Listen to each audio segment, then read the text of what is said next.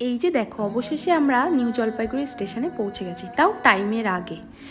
আর এবার আমাদের কাজ হলো আমাদের ড্রাইভার ভাইকে খোঁজা। তো এই যে চলে আসলাম, আমার ড্রাইভার ভাইকে কল করে আমরা তার গাড়িতে উঠেও গেলাম। আর এই গাড়িটা আমাদেরকে পাঠিয়েছিল, আমরা যে এজেন্সির দাদাকে বুক করে গেছিলাম সেই দাদা এই গাড়িটি পাঠিয়েছিল। তো সেই গাড়িটায় আমরা উঠে পড়েছি। আর এবং দেখো আমরা কিভাবে কতটা রাস্তা পার করে এই যে তিস্তার সুন্দর দৃশ্য দেখতে দেখতে আমরা অবশেষে সন্ধেবেলা পৌঁছে গেলাম গ্যাংটকে। আর জানো তো, আমরা কিন্তু 1:30টার সময় গাড়িতে উঠেছিলাম। আর 1:30টার সময় গাড়িতে উঠে সন্ধেবেলায় আমরা অবশেষে আমাদের হোটেল রেড পান্ডাতে পৌঁছালাম।